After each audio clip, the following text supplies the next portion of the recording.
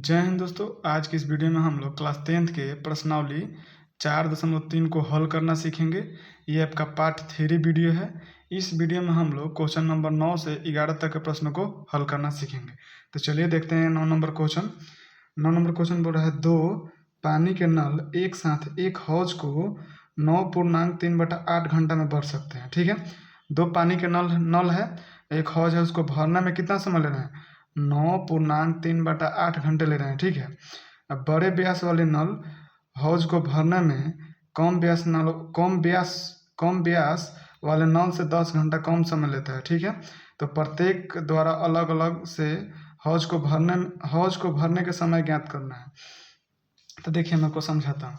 Question आपसे ये पूछा है, एक बड़ा नल है, एक छोटा नल है। ठीक है, बड़ा व्यास वाला नल होगा तो इसलिए पानी ज़्यादा देगा, और छोटा व्यास वाला नल होगा तो पानी क्या देगा? कम देगा। तो बारका जो नल होगा जी हौजवा को जल्दी भरेगा, छोटका नल क्या होगा? हौज को कम समय भरेगा। मान लीजिए ये x में भर रहा है तो x - 10 ले लेगा। मान लीजिए 10 घंटा कम समय ले रहा है इससे, यही आपसे क्वेश्चन में बोला है। तो चलिए तो हम लोग मान लेते हैं, जिसे बनाना है इस क्वेश्चन को हल करते हैं। तो पहले मान लीजिए, माना कि छोटे नल को हौज भरने में लगा समय x घंटा। ठीक है, x घंटा, तथा बड़े नल को हौज भरने में लगा समय, तो इस यहाँ पे साफ बोल रहा है कि बड़े व्यास वाली जो नल है हौज को भरने में कम व्यास वाले नल से 10 घंटा कम समय लेते हैं। जो कम व्यास वाला नल कितना घंटा समय लेता है? x। इससे कितना घंटा बड़े व्यास का कम लेता है? 10 घंटा। 10 घंटा, x - 10 घंटा हो गया। तो बड़े नल को हौज को भरने में समय लगा कितना? x - 10 घंटा। ठीक है, क्योंकि क्वेश्चन में बोला है कि 10 घंटा कम लेता है, जो बड़े वाला नल है छोटे वाले नल से 10 घंटा कम समय लेता है। ठीक है, अब देखिए, अब दोनों नल एक साथ मिलकर हौज को कितना घंटा में भर सकता है? 9.3/8 घंटे में लिखेंगे। दोनों नलों को भरने में लगा समय कितना दिया? 9.3/8। एक काम कीजिए, इसको पूर्णांक से तोड़ दीजिए।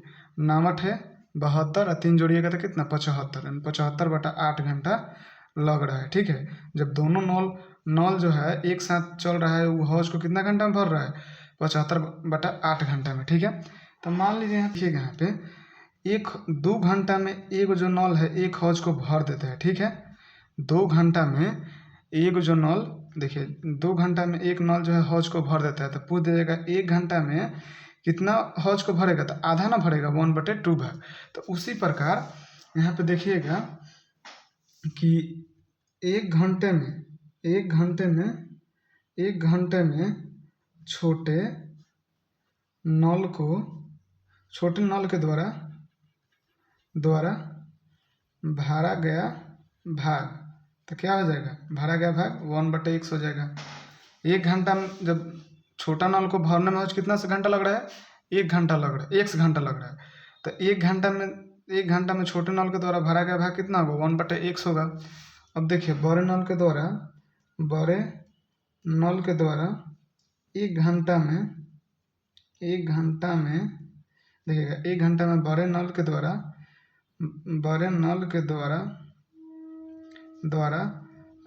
भरा गया भाग 1/x - 10, इतना भाग भरेगा। ठीक है, अब देखिए, फिर 1 घंटे में अब निकालेंगे दोनों नल। अब 1 घंटे में दोनों नल द्वारा भरा गया भाग 1 घंटा में, यानी 1/75/8। इसको पलटिएगा तो क्या हो जाएगा? 8/75 भाग, यानी भर दिएगा। अब प्रश्न से देखिए, ये भी भाग है, ये भी भाग है, ये भी भाग है। तो जब ई और छोटा नल और बड़े नल जो मिलकर भर रहा है इतना भाग तो कितना देर में भर रहा है, इतना भाग भर रहा है। जब ये दोनों मिलेगा तो इतना भाग भर रहा है, तब इसको x का मान निकाल देंगे तो x वाला का वैल्यू निकल जाएगा, तो बड़े नल का भी मान निकल जाएगा, छोटे नल का भी समय निकल जाएगा। ठीक है, तब इसको एलसीएम ले लेते हैं। एलसीएम ले जाएगा तो x माइनस 10 आएगा। जब x से इसमें भाग दीजिएगा तो x से कट जाएगा तो बच जाएगा क्या, x माइनस 10।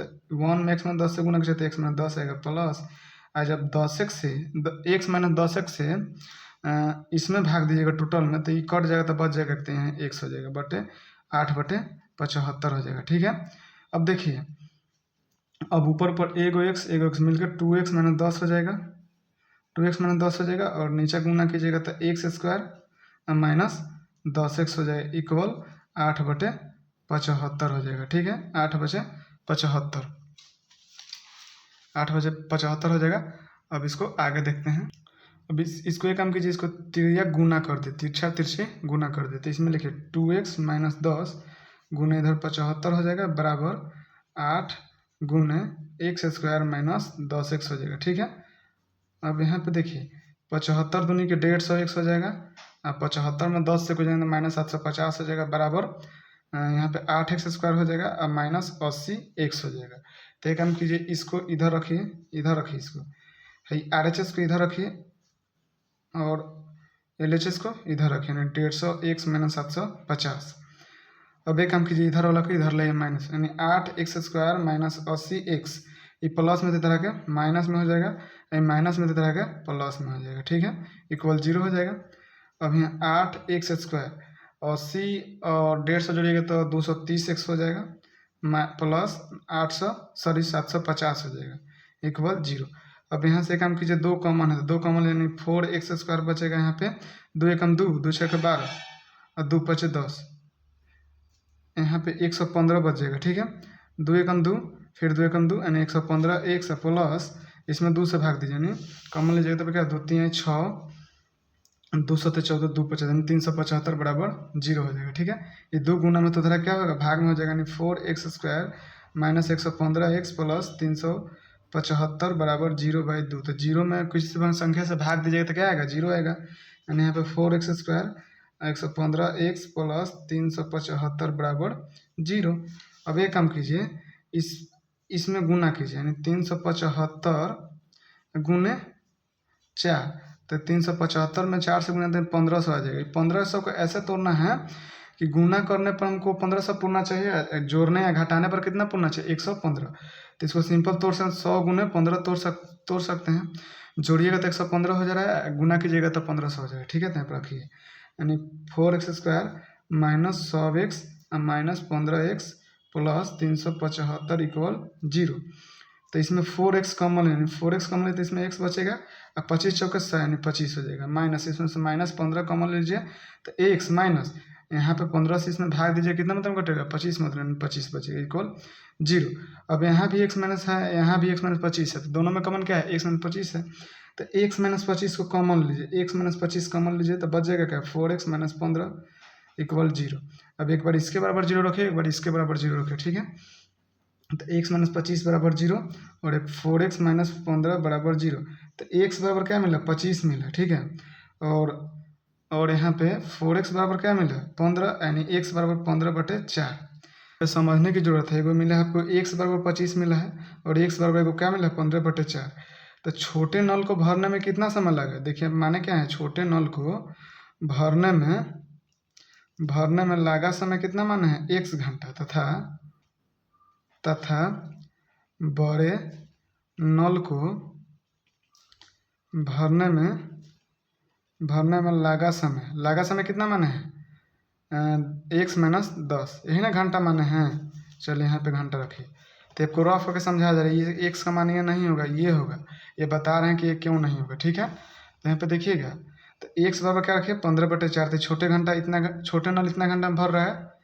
अब यहाँ पे देखिए बड़े नल, तो बड़े नल निकालिएगा तो क्या माने बड़े नल को x माइनस 10, तो फिर x का मान क्या है 15/4 माइनस 10, तो 15/4 माइनस 10, तो देखिए 4 के यहाँ एलसीएम में तो 4 आ जाएगा, 15 10 चौके माइनस 40 हो जाएगा।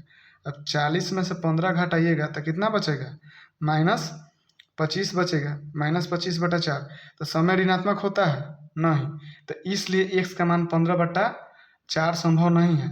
अतः x बराबर 15/4 संभव नहीं है, संभव नहीं है। इसलिए x बराबर क्या है, 25 संभव है। पहले का मान संभव नहीं है तो लिख देंगे अतः छोटे नल को भरने में लगा समय, छोटे नल को भरने में लगा समय कितना, माने x घंटा, तो x का मान कितना दिया 25, यानी 25 घंटा। और बड़े नल को हौज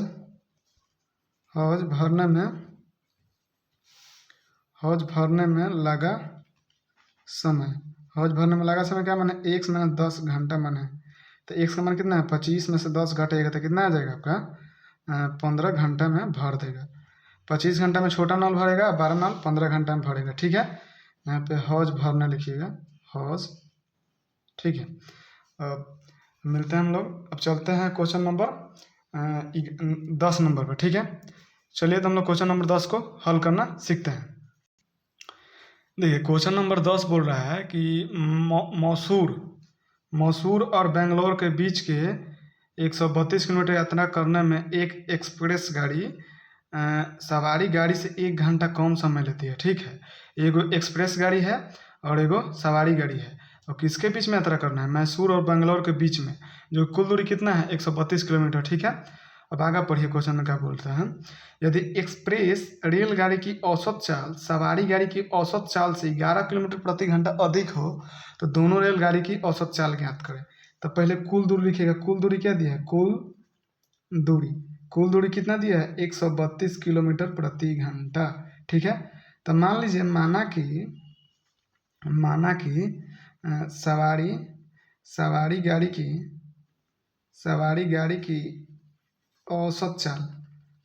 गाड़ी की औसत चाल कितना 1 किलोमीटर प्रति घंटा, तो एक्सप्रेस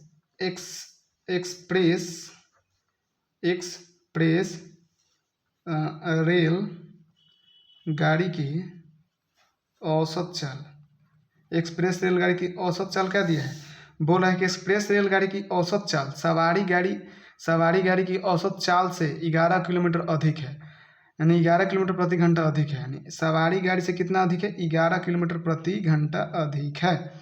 अब देखिए प्रश्न में हो गया। अब चलिए हम लोग प्रश्न से चलते हैं। ठीक है, प्रश्न से तो सबसे पहले आपको पता होना कि समय बराबर क्या होता है, समय बराबर दूरी बटे चाल होता है। ठीक है, समय बराबर दूरी बटे चाल होता है। तो देखिए कुल दूरी कितना है 132 किलोमीटर, और सवारी गाड़ी की औसत चाल कितना है x, तो इस समय में बदल गया। फिर बोला है, देखिए यहाँ से क्वेश्चन यही बोला है कि मैसूर और बेंगलोर के बीच के 132 किलोमीटर यात्रा करने में एक्सप्रेस रेलगाड़ी सवारी गाड़ी की औसत चाल से कम समय लेती है। तो भाई ये दूरी है, ये चाल दिया, तो हमको समय में बदलना है तो दूरी बटा चाल लगाना पड़ेगा। तो टोटल दूरी कितना है 132 किलोमीटर, और सवारी गाड़ी की औसत चाल कितना है 1 किलोमीटर प्रति घंटा, तो ये कैसे में बदल गया, समय में। अब इसकी जो चाल है एक्सप्रेस रेलगाड़ी की औसत चाल और कुल दूरी को भाग दे देंगे तो ये भी समय बदल जाएगा। टोटल दूरी 132 किलोमीटर है और इसकी औसत चाल कितना है 1 किलोमीटर प्रति घंटा, x + 11 किलोमीटर प्रति घंटा, यह भी समय बदल गया। अब बोला है क्या कि मैसूर और बेंगलोर के बीच के 132 किलोमीटर यात्रा में एक एक्सप्रेस रेलगाड़ी सवारी गाड़ी से 1 घंटा कम समय लेती है। 1 घंटा कम समय का मतलब का अंतर कितना का है 1 घंटा का है, बस आपका इक्वेशन बन गया। जब भी 1 घंटा कम समय बोला गया तो उसको इक्वेशन लेके हल कर दीजिएगा। अब इसको क्या कीजिए एलसीएम लीजिए, 11 और x का एलसीएम लीजिए तो x × x + 11 हो जाएगा। जब ये x से इसमें भाग दीजिए तो x कट जाएगा तो बच जाएगा क्या x + 11, तो यहाँ 132 × x + 11 माइनस का चिन्ह दीजिए। जब x + 11 से इसमें भाग दीजिएगा x × x + 1 से, तो ई वाला पार्ट इससे कट जाएगा तो बच जाएगा क्या x, तो 32 × x इक्वल क्या दिया है 1, तो 1 रखिए। अब देखिए ऊपर गुना करना पड़ेगा, 32 में x से गुना कीजिए क्या आ जाएगा 32x आ जाएगा। अब 32 × 11, तो 32 में 11 से गुना कीजिएगा तो आपका आ जाएगा 1452। ठीक, फिर माइनस है तो 132 × 132 गुना x यानी 132 x हो जाएगा। ठीक है, बट्टा में नीचे गुना कीजिए तो x में एक्स स्क्वायर प्लस इसमें गुना कीजिए तो 11x इक्वल 1। अब एक काम कीजिए 132 x प्लस में 132 x माइनस में कट जाएगा तो आपका बच क्या है, ऊपर बच जाएगा 1452 बटे X square plus 11x equal to 1। यही ना बचा, 1 बच गया। अब इसके बाटा में भी तो 1 होगा, तो एक काम कीजिए इस तरह इसको गुना कर दिए, इसकी तरह इसको गुना कीजिएगा तो एक्स स्क्वायर गुने 11 एक्स स्क्वायर प्लस 11x गुने 1 इक्वल 1452 गुने 1। ठीक है, तो यहाँ गुना कीजिएगा तो सेम वही आ जाएगा, एक्स स्क्वायर 11x इक्वल 1452। यहाँ पे देखिए x square plus 11x minus 1452 इधर आ जाएगा, उधर प्लस में इधर आके माइनस में। अब एक काम कीजिए इसमें एक्स स्क्वायर गुने गुने देखिए एक्स स्क्वायर गुने 1452 कीजिएगा तो कितना आएगा आपका 1452 एक्स स्क्वायर। इसको ऐसे तोड़ना है कि गुना करने पर हमको 1452 एक्स स्क्वायर आना चाहिए और जोड़ने या घटाने पर कितना चाहिए 11x। तो एक काम कीजिए एक्स स्क्वायर प्लस 44 एक्स में से 33 एक्स घटा दीजिएगा तो 1452 आ जाएगा, भले 11x आ जाएगा। इसमें गुना कीजिए तो माइनस में आपका क्या आ जाएगा, माइनस में 1452 आ जाएगा इक्वल 0। ठीक है, अब एक काम कीजिए यहाँ से क्या है एक्स कॉमन, तो एक्स कॉमन लेते हैं बच जाएगा एक्स प्लस 44 माइनस यहाँ से 33 कॉमन लेते हैं, 33 कॉमन लेते बचेगा एक्स प्लस जब 33 में 1452 से भाग दीजिए तो बच जाएगा 44 इक्वल टू 0। यहाँ भी एक्स प्लस 44 है और यहाँ भी एक्स प्लस 44 है, तो कॉमन क्या है आपका एक्स प्लस 44 और बच जाएगा क्या एक्स माइनस 33 इक्वल 0। तो एक बार 0 इसके साथ एक बार 0 इसके साथ, यानी एक्स प्लस 44 बराबर 0 और एक्स माइनस 33 बराबर 0। तो एक्स का मान कितना मिल गया -44 और एक्स बराबर 33 मिल गया। तो आपको पता है कि क्या मान होगा, एक्स बराबर -44 क्या होगा, असंभव होगा। ये मान संभव नहीं है, असंभव है। असंभव है क्योंकि चाल ऋणात्मक नहीं होता है। ठीक है, चाल ऋणात्मक नहीं होता है, चाल जब का होता है ऋणात्मक नहीं होता है, इसलिए एक्स बराबर कितना हो जाएगा 33 हो जाएगा। अब लिख देते हैं सवारी अतः सवारी गाड़ी की औसत चाल कितना माने थे आप, औसत चाल x किलोमीटर प्रति घंटा माने थे। x मान कितना मिल गया 33, तो 33 किलोमीटर प्रति घंटा। अब एक्सप्रेस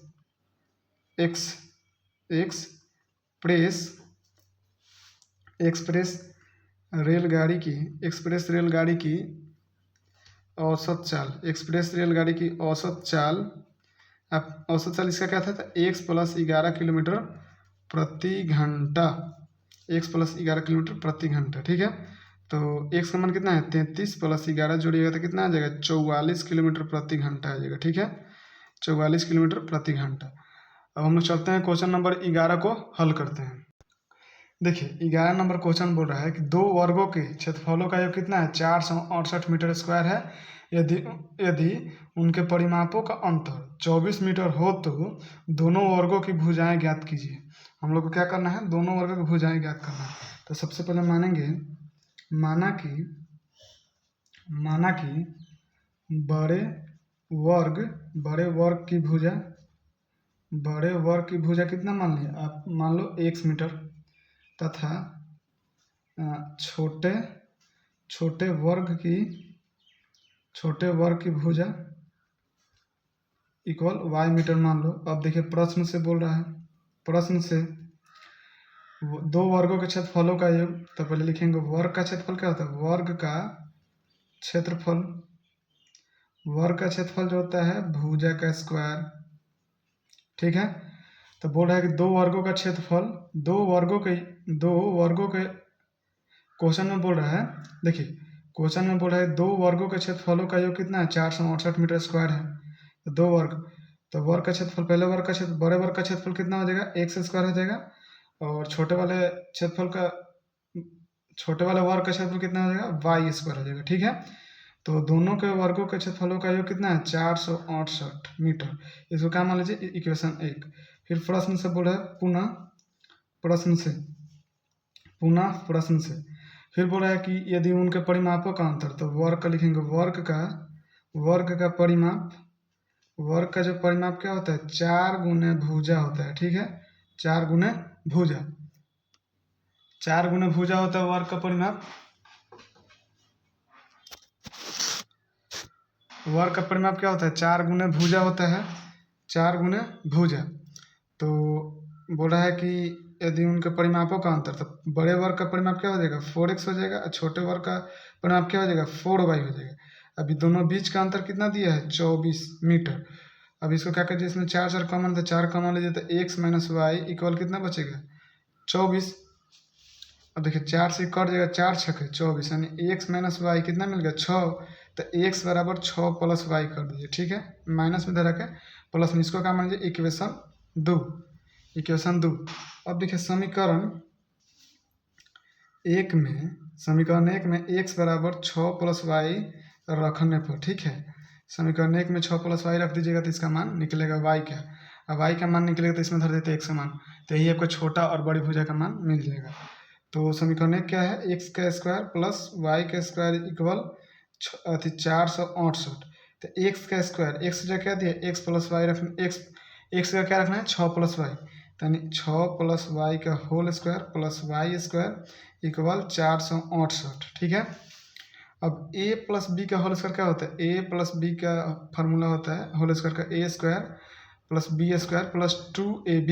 तो ए इसको बी, तो ए का स्क्वायर यानी 6 का स्क्वायर प्लस बी का स्क्वायर यानी वाई का स्क्वायर प्लस 2 इंटू ए इंटू क्या बी, और प्लस वाई स्क्वायर इक्वल 468। तो 6 का स्क्वायर 36 प्लस वाई स्क्वायर 6 दूनी 12y plus Y square equal 468। यहाँ पे 468, 468।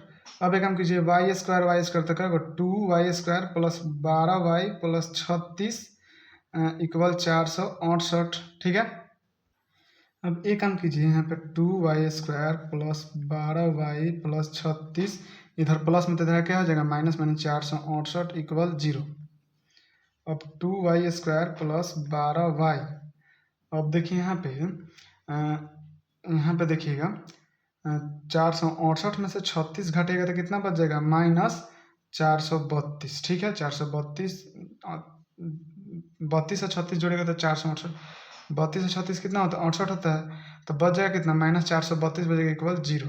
यहाँ भी 2 कॉमन है, तो 2 कॉमन लीजिए, 2 कॉमन लीजिए तो वाई स्क्वायर 2 6 के बारे में 6y माइनस 2 से इसमें भाग दे, 2 दूनी के 4 2 कम 2 6 के